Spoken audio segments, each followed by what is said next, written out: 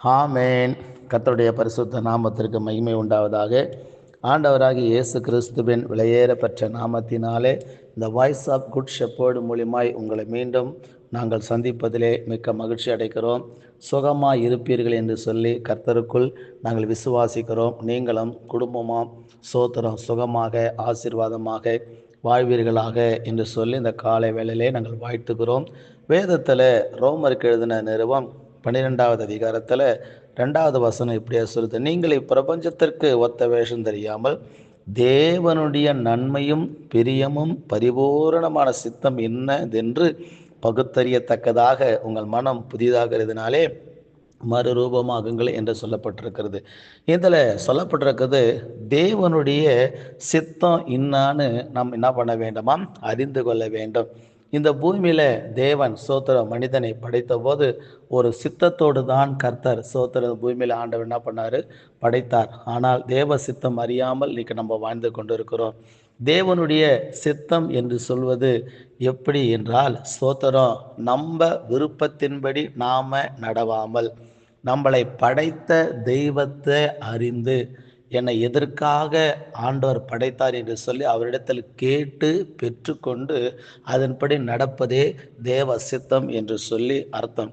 நீங்கள் 1 தீமோத்தேயின் புஸ்தகம் 2வது அதிகாரத்தில் 4வது வசனம் இப்படியா சொல்லுது, எல்லா மனுஷரும் ரட்சிக்கப்படவும் சத்தியத்தை அறிகிற அறிவை அடையவும் அவர் சித்தமுள்ளவராக இருக்கிறார் என்று வேதம் நமக்கு போதிக்கிறது.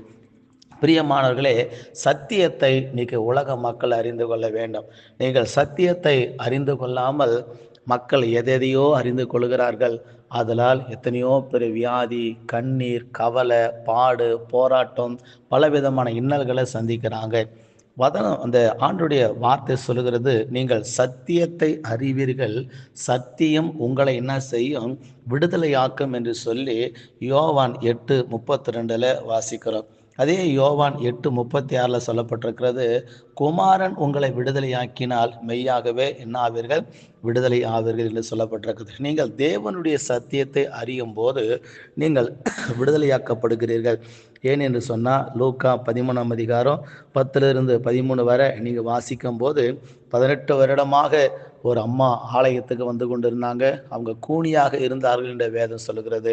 ஆனால் அன்று ஆண்டவராகிய இயேசு கிறிஸ்துனுடைய வார்த்தையை கேட்டு ஆண்டவராகிய இயேசு கிறிஸ்து ஜெபித்த போது அந்த கூனி நிமிர்ந்து நடந்தார்கள் என்று சொல்லப்பட்டிருக்கிறது. பிரியமானவர்களே, இந்த உலகத்தில் நாம் ஆண்டவருடைய சத்தியத்தை அறிந்து கொள்ளாதபடினால நம்முடைய வாழ்க்கை நிமிர மாட்டேங்கிறது. நிமிராத சூழ்நிலை.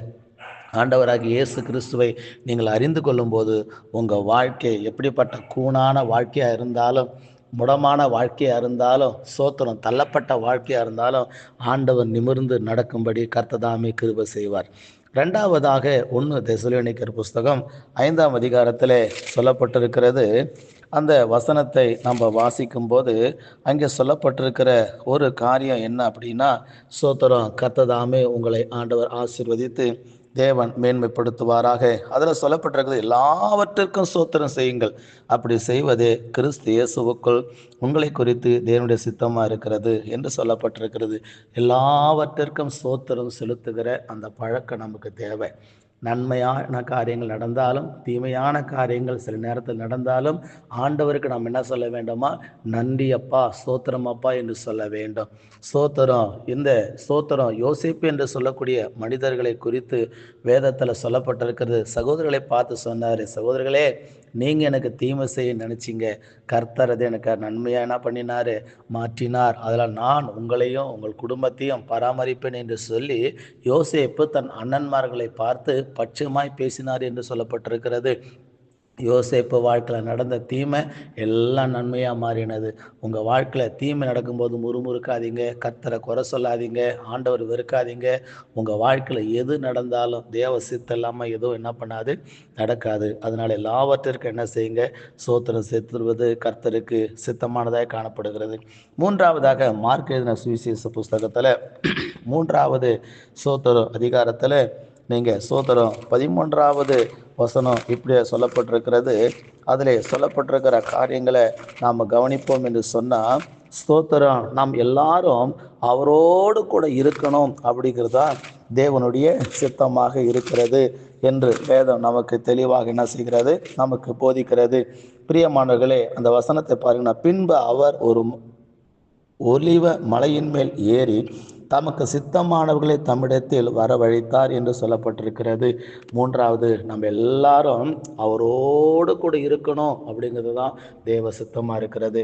அதனால் பிரியமானவர்களே, நம்முடைய வாழ்க்கையில் தேவனுடைய சத்தியத்தை அறிவை அடைவதற்காக ஜெபிங்க. எல்லாவற்றிற்கும் ஸ்தோத்திரம் செலுத்துங்க. நீங்கள் இயேசுவோடு கூட இருந்தால் அவர் உங்களோடு கூட இருப்பார். ஏனென்று சொன்னால், இரட்சகராக வந்த தெய்வம் மீண்டும் நீதி உள்ள நியாயாதிபதியாக மீண்டும் வரப்போகிறார்.